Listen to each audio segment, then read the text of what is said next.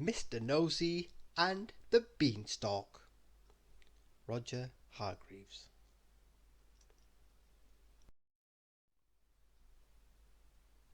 Mr. Nosey is one of those people who is curious about everything. If he comes across a parcel, he will start to wonder what's inside it. And the more curious he becomes, the more he has to know. And even if it is addressed to someone else, Mr. Nosey will not be able to stop himself opening it. Just have a look.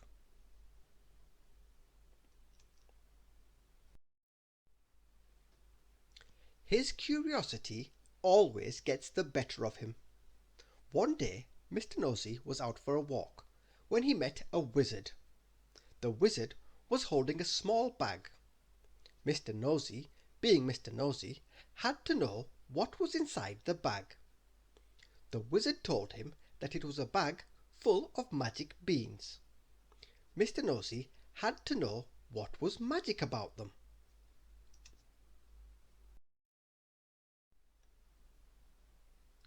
"I will give you 1 bean," said the wizard, "and if you take it home and plant it, you will find out.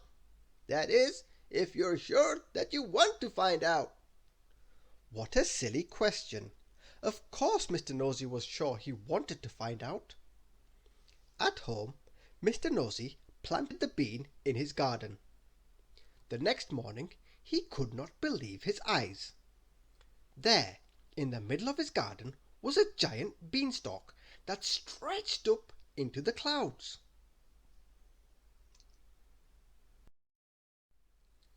As Mr. Nosey admired the beanstalk, a thought occurred to him.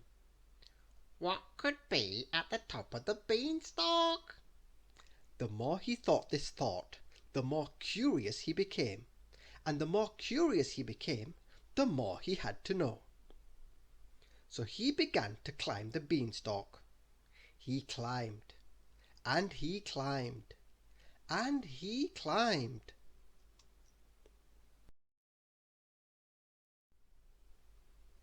Right up into the clouds, and when he reached the top he could not believe his eyes, for the second time that day.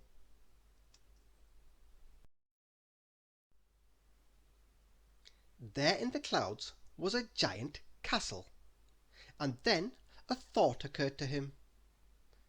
"Oh, might live in a castle in the clouds?" And the thought grew into curiosity, and the curiosity got the better of him. So he set out across the clouds to the castle. The giant castle had a giant door, and in the giant door there was a giant keyhole. Mr. Nosey cannot pass a keyhole and resist the urge to have a peek, and this time was no different. Except that this time it was different, because Mr. Nosey could fit through the keyhole.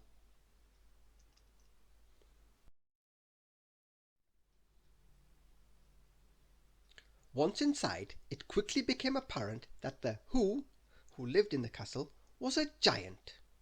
Now, you or I would have sensibly left as fast as we could. In fact, we would not have been there in the first place. But Mr. Nosey, as you can guess, could not resist having a look around.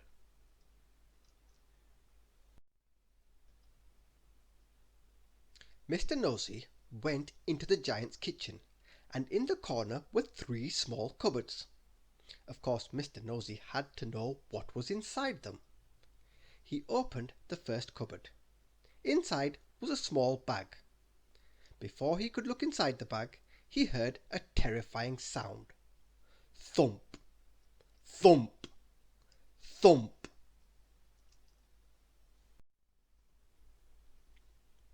It was the thud of the giant's heavy-booted footsteps somewhere in the castle, and they were getting closer.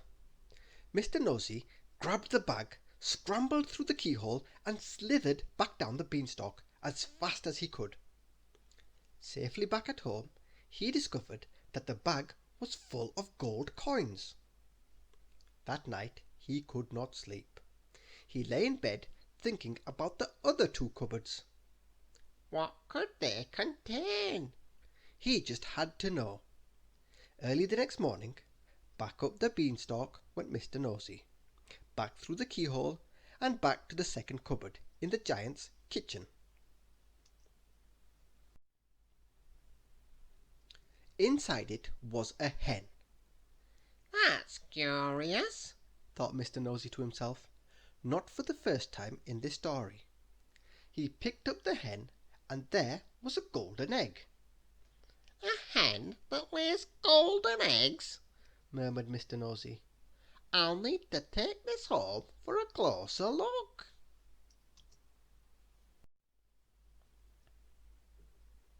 Just then Mr. Nosey heard the heavy boots of the giant coming down the stairs. Thump, thump, thump. Mr. Nosey tucked the hen under his arm and ran for his life. The hen fascinated Mr. Nosey, but it did not stop him thinking about the third cupboard. He was terrified of the giant, but his curiosity overcame his fear, and so, the following morning, back to the giant's kitchen he went.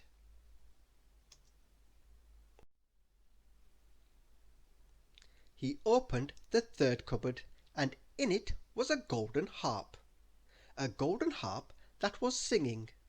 Mr. Nosey sat and listened to the harp. He felt safe, knowing that he would be able to hear the giant's loud boots coming.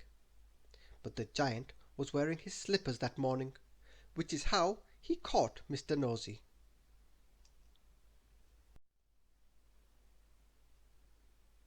So you're the thief, Boomed the giant.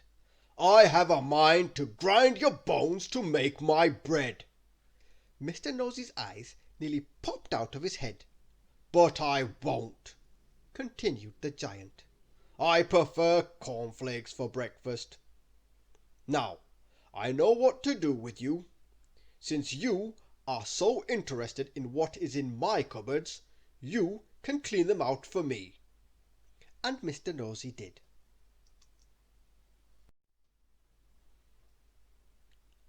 It took him 3 whole days. Giant's cupboards are, well, giant. Now, let that be a lesson to you, Said the giant. And you'd think it would have been. But the very next day Mr. Nosey came upon an empty house, and the front door was opened, and on the kitchen table were 3 bowls of porridge. But that's another story. Thank you for listening.